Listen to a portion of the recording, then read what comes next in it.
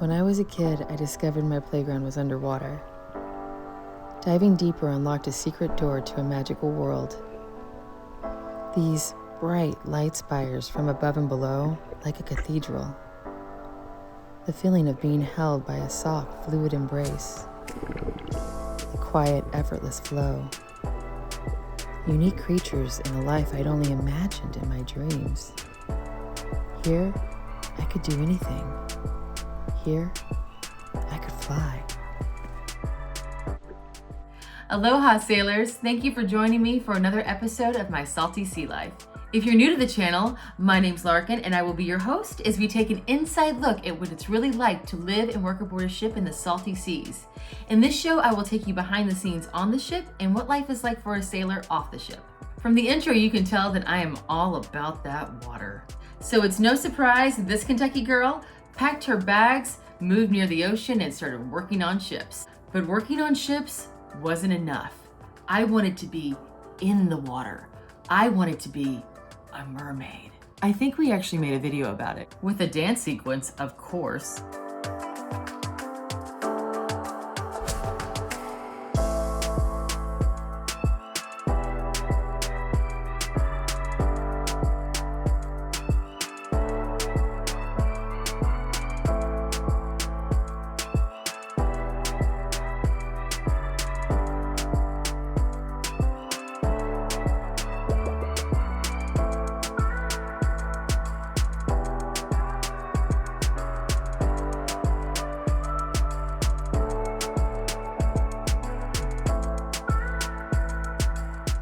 Then I discovered there's real life mermaids. They're called freedivers and they do extraordinary things in the water. They can hold their breath for long periods of time underwater, minutes at a time. I think the longest was 9 minutes. What? And they can go down deep, like really deep underwater. The record right now is 702 feet. What? 214 meters. That's crazy. So you know what I had to do. I took my first freediving course. One of the benefits of taking this course near a beach? The relaxed classroom environment. And this is James with Sacred Space Freediving in Oahu. He was so patient, knowledgeable, and just an all-around awesome person. I will leave a link to his website in the description box. If you're in Hawaii and want to learn this superhuman skill, I highly recommend him. Next class, breathwork and confined water exercises. On the way there, I ran into this cute little guy. It's like a mini coop.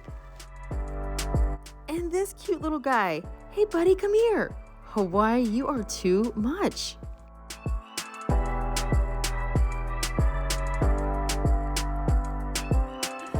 Anyone can benefit from intentional breathwork.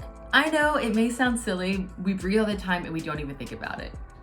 However, we live in such a fast-paced world that induces a multitude of problems. I'm talking depression, anxiety, anger, stress, and a number of other things. If you think I'm being too woo-woo, here's some research to back my statements up. The Stanford Research Institute did a study involving veterans from Iraq and Afghanistan who suffered from post-traumatic stress disorder. The veterans attended a 7-day workshop for just 3 hours each day, learning and practicing breathing techniques. After a few months, guess what happened? The veterans' PTSD was gone. This was a huge discovery.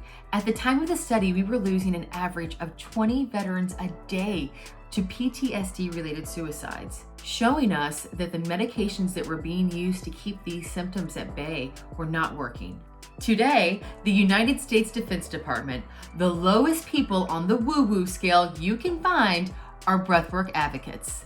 Even Navy SEALs are using breathwork to focus before going into combat zones. Just to reiterate, we're not talking about your run-of-the-mill yogis bebopping around town with their kale smoothies and their chakra cleansing crystals. We're talking about SEALs here, people. Navy SEALs. Breathwork is for everyone. In addition to these benefits, breathwork can also aid in positive self-development, reduce stress, and release negative thoughts. So many good rewards for just breathing exercises. Pretty crazy, right? Now I'm gonna hand it over to my fantastic freediving instructor, James. He's going to demonstrate some breathwork techniques that freedivers use when training on land. And please make sure to consult a physician before doing any kind of breathwork or freediving. Also, when you do decide to learn these skills, make sure that you're learning from a professional and supervised. So first things first, it's just nice easy inhales and exhales. Kind of pushing the air from the diaphragm when you exhale. So you'll watch it when I inhale, and then when I exhale, it pushes back. I'm squeezing it.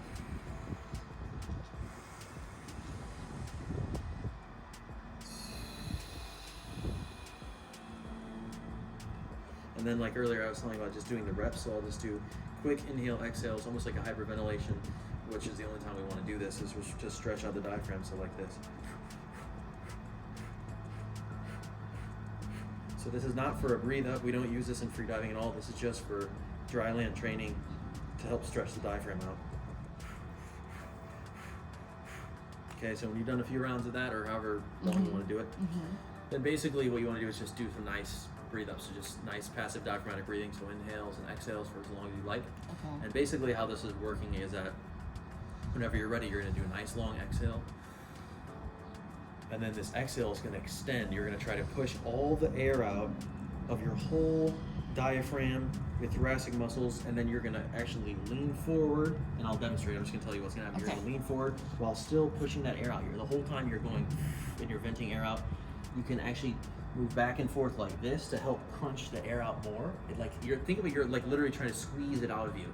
So Like a toothpaste tube. yeah, like a toothpaste tube. So think of your body as a toothpaste tube. So you can lean forward. I like to lean forward like this. Okay. Where I'm still doing it. And then I'll go like this, and I'll push it out.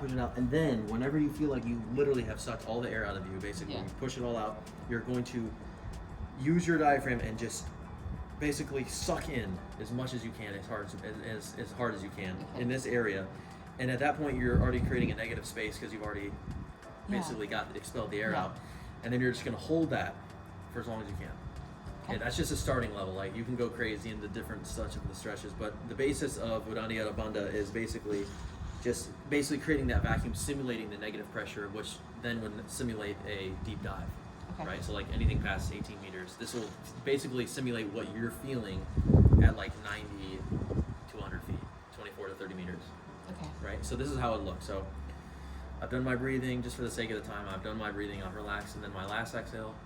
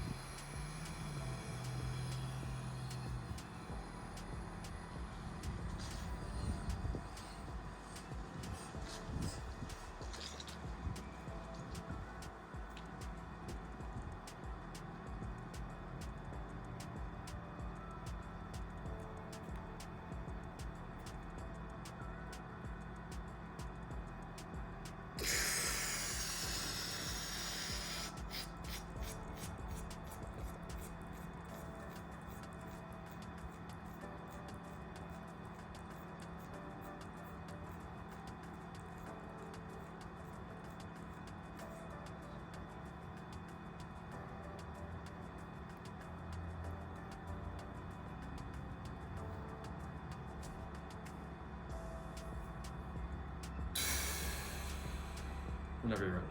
Then you exhale. Next up was static apnea training. This discipline is based on time of breath hold underwater, not distance. Here we go. Drop the arms. Relax the arms. Relax the neck. Relax the lower legs. Relax the toes. You're just hanging out. And then muscle. 201. Okay. That's good. That's very good. The next day, we met up at the beach and put the pool work into practice in the open ocean. It was amazing, but unfortunately, the footage was compromised. It's okay. I'm sure I'll have freediving footage soon enough because I am hooked, you all. Thank you all so much for joining me. Please make sure to hit like and subscribe so you don't miss any of my salty sea life. See you next week. Mahalo. Here's some bonus bloopers from that music video earlier. It's really funny. I'm going to leave a link for that too in the description box. Shout out to my Uncruise family. Love and miss you all.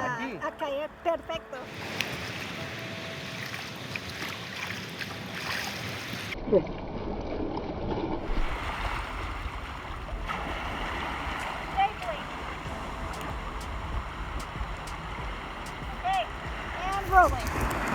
Here I go.